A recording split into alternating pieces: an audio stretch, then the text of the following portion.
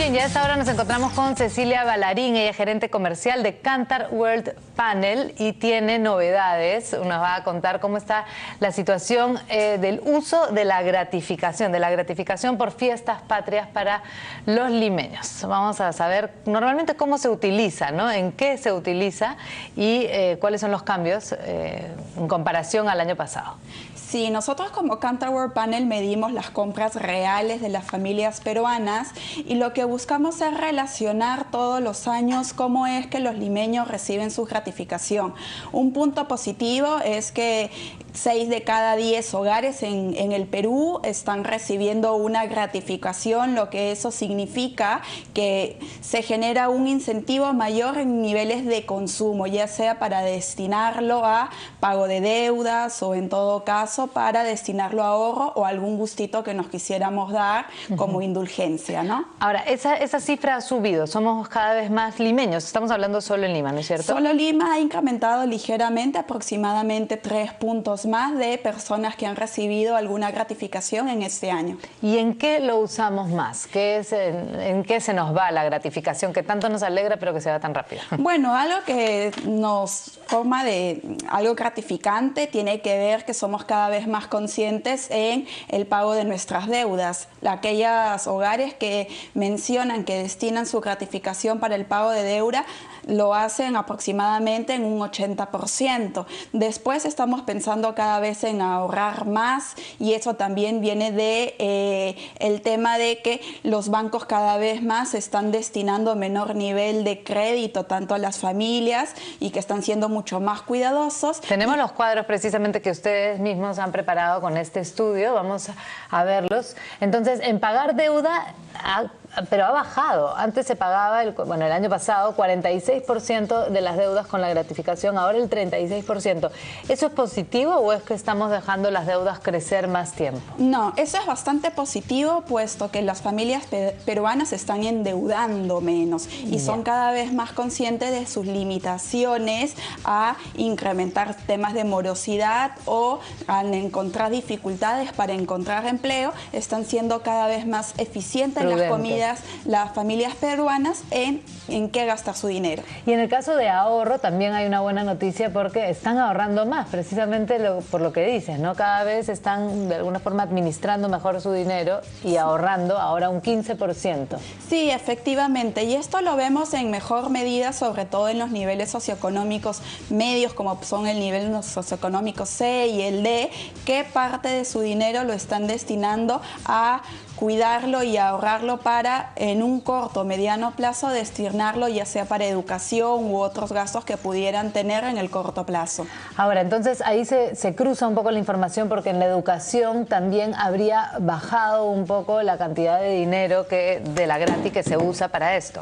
Sí, efectivamente. En ese sentido lo estamos viendo que el dinero que se destina para educación en este momento ha bajado, pero lo que nosotros estamos revisando que en un mediano a largo plazo sí hay intenciones para destinar ese dinero que se está ahorrando hacia otros fines.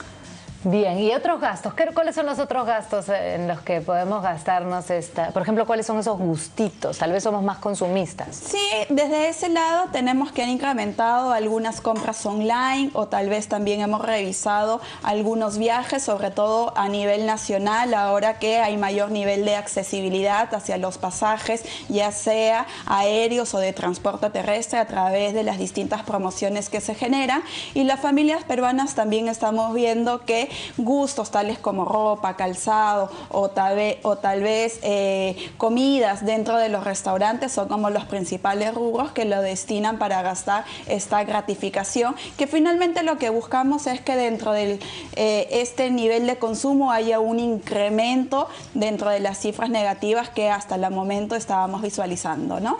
Bien, y ahí acá tenemos un cuadro que es más preciso con el tema del pago de deudas. Entre el 10 y 29% de sus deudas, ¿no? Es pagado el 7%, o sea, paga el 7% solamente.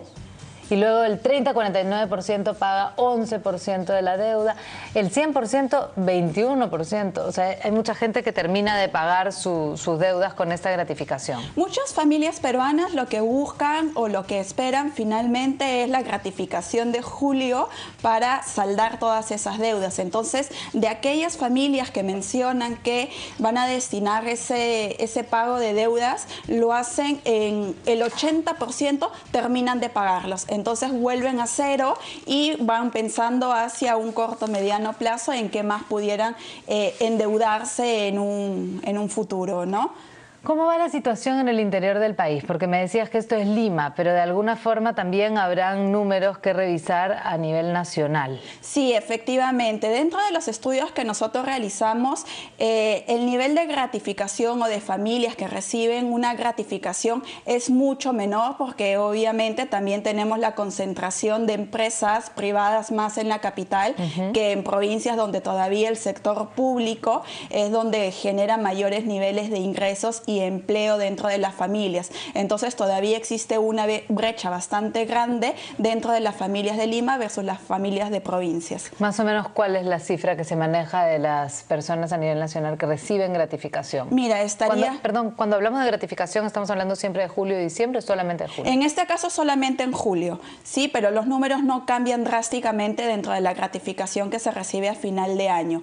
Nosotros dentro de los estudios que hemos realizado estamos hablando que más o menos 2 o 3 familias dentro de provincias recibe una gratificación, es decir, que todavía es la mitad de lo que hay en Lima.